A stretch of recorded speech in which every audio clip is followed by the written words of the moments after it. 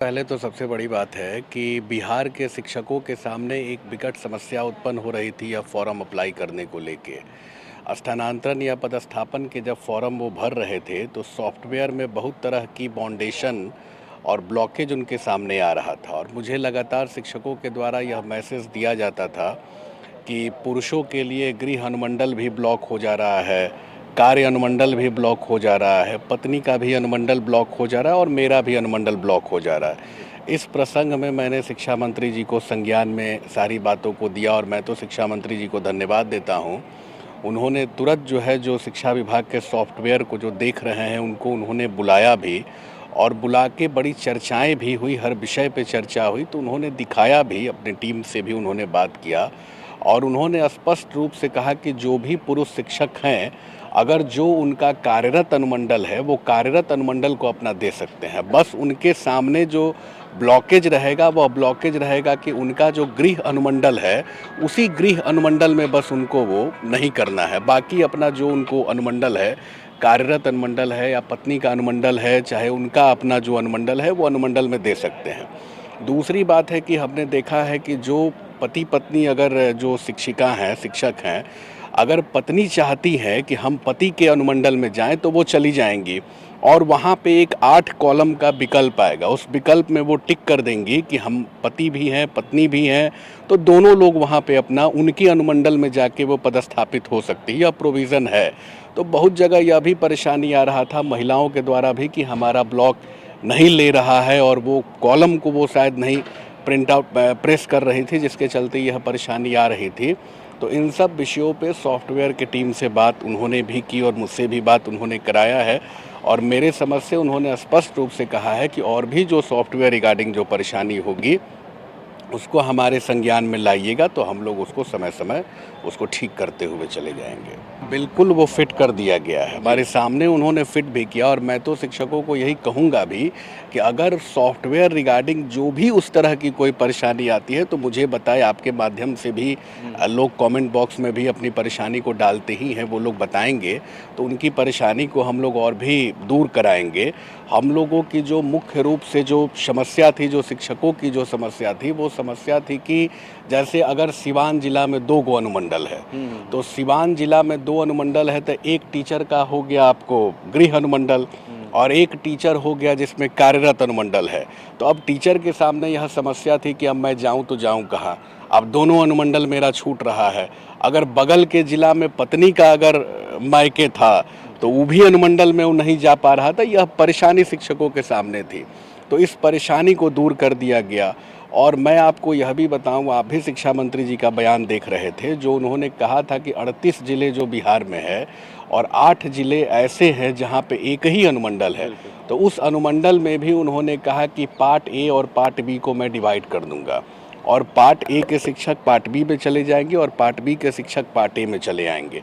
यानी कि शिक्षकों का जो भी जिला जो बिहार विद्यालय परीक्षा समिति के द्वारा जो दिया गया है उसी जिले में शिक्षकों का पदस्थापन होगा। यहाँ पे भी नहीं भरना है, ससुराल भी नहीं, मायके भी नहीं। ये शायद आपने बताया कि इस पे काम हो गया है। इस पे देखिए, इस पे काम हो गया है। अगर कोई महिला के पति अगर शिक्षक हैं, पुरुष शिक्षक हैं, अगर वो महिला जाना चाहती है पति के अनुमंडल में, पति के साथ जाना चाहती हैं, तो वहाँ एक कॉलम होगा। जब वो अप्लाई करेंगे तो 8 का एक कॉलम होगा।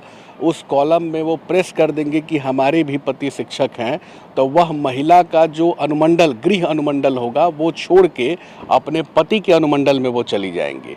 और वो सिस्टम में ऐसी टेक्नोलॉजी बनाई गई है जो पति पत्नी को फाइंड आउट करके और दोनों को एक जगह पदस्थापित कर दिया जाएगा। और अगर जिनके पति शिक्षक नहीं हैं वह महिला अपने ही अनुमंडल में अपने बस केवल गृह पंचायत को छोड़ के वो रह सकती हैं। जी, पहले ही प्रोविज़न आ चुका है और माननीय मंत्री विजय कुमार चौधरी जी ने स्पष्ट रूप से सदन में ही कह दिया था और सरकार का यह जवाब भी था। उन्होंने कहा मैं हटा कहाँ रहा हूँ। तो जो नियोजित शिक्षक सरकार के मांग मतलब शिक्षकों की मांग पे सरकार ने कहा कि ठीक है आपको मैं राज्यकर्मी का दर्जा देने जा रहा हूं और जो शिक्षक अगर नहीं लेना चाहते हैं राज्यकर्मी का दर्जा और जहां बने हुए हैं वहां अपना वो बने रहेंगे। सरकार ने तो स्पष्ट अपने स्टैंड को क्लियर कर दिया है कि आपको मैं हटाने नहीं जा रहा हूं। और बहुत सारे शिक्षक कोर्ट में भी गए थे, कोर्ट से भी उनको मिला, लेकिन कोर्ट के पहले जो है माननीय मंत्री विजय कुमार चौधरी जी ने विधान परिषद में ही अपने स्टैंड को क्लियर कर दिया था कि मैं किसी भी शिक्षक को हटाने नहीं जा रहा हूं। जो शिक्षक जहां हैं वहां अपना रहेंगे। विरोध हुआ था, 10 अनुमंडल की जो बातें आई थी सामने अप्लाई करने की, इसमें विरोध हुआ था। और शिक्षकों की एक मांग थी जो आज भी हम लोगों की मांग है कि उनको प्रखंड होना चाहिए। हमने भी सरकार को भी लिख के दिया और आज भी मंत्री जी को भी हमने कहा। तो मूल रूप से जो बात थी शिक्षकों का कि हमको अनुमंडल के जगह पे हमको प्रखंड किया जाए। देखिए, यह जो पॉलिसी जो बनाई गई है, जो स्थानांतरण नीति को जो हम लोग समझ रहे हैं, वह आपको ज़्यादा से ज़्यादा शिक्षकों को लाभान्वित करेगी, करने भी जा रही है। और इसमें बार बार सरकार का यह जवाब भी आ रहा है, सरकार भी बार बार इसमें कह रही है, अपने स्टैंड को क्लियर कर रही है कि हमने तो समिति भी बना दिया है। अगर जिला स्तर पे भी किसी को परेशानी हो तो वहाँ पे अपना दरख्वास्त दे सकते हैं। कमिश्नरी स्तर पे भी परेशानी हो या राज्य स्तर पे भी परेशानी हो तो वहाँ पे सारे विषयों को हम लोग देखेंगे। तो मुझे लगता है कि एक बड़े वर्ग को इसमें लाभ मिलेगा। और अगर कुछ लोगों को अगर उपेक्षित रह जाएंगे, उनको लाभ नहीं मिलेगा, तो उसके लिए हमारी लड़ाई जारी है, जारी रहेगी। उनके लिए हम लोग संघर्ष भी कर रहे हैं और उनकी भी जो समस्या है उसका निपटारा हम लोग कराएंगे। सकारात्मक हुई है और जो शिक्षक की मांग है, हम लोग तो मांग कर रहे थे शिक्षकों के लिए ऐच्छिक स्थानांतरण की, लेकिन ऐच्छिक पर नहीं, लेकिन प्रखंड की बात पर इन्होंने समय मांगा है, कहा है कि हमको समय दीजिए। हम इसमें सुधार की बात, जो गृह अनुमंडल, जो पदस्थापन अनुमंडल को छोड़कर 10 ऑप्शन देना है, तो इस सब पर विचार हम लोग कर रहे हैं, मंथन चल रहा है। और सकारात्मक हम शिक्षकों को जिलों से, चूँकि हम लोग की एक शंका थी कि जब गृह अनुमंडल और पदस्थापन अनुमंडल को छोड़कर अगर 10 ऑप्शन अनुमंडल का देना होगा तब तो सबको जिला बदर होना पड़ेगा। हम लोग विरोध इसी का कर रहे थे। और चूँकि विभाग ने ही सक्षमता परीक्षा लेकर जो परीक्षा पल घोषित किया, उसमें जिला का अलॉटमेंट भी कर दिया। तो फिर अब जिला बदर करने की बात अब हो रही है इस नियमावली और मार्ग निर्देशिका से। तो इसी की बात करने गए थे। उन्होंने एक अंत में ज़रूर ये बात कही कि हम जिला में ही शिक्षकों को रहने देंगे, जिला से बाहर नहीं करेंगे। ये बहुत ही जो सक्षमता पास शिक्षक हैं, जो इस तरह सोशल मीडिया के माध्यम से जो भी इल्यूजन्स सामने आया है, भ्रम की स्थिति आई है, तो शिक्षा मंत्री ने कहा है कि नहीं, हम लोगों ने अपनी बातों को रखा है कि भाई उन लोगों को प्रखंड में ही रहने दिया जाए, अनुमंडल से बाहर नहीं भेजा जाए। और ऐसा सकारात्मक दिशा में बात हुई है। और मुझे लगता है कि निश्चित रूप से जो हमारे मदन मोहन झा जी, ये संजय सिंह, वीरेंद्र नारायण यादव के नेतृत्व में जो ये कमेटी गई थी, जो बातें रखी हैं वो सकारात्मक रही है और शिक्षक हित में रहेगी।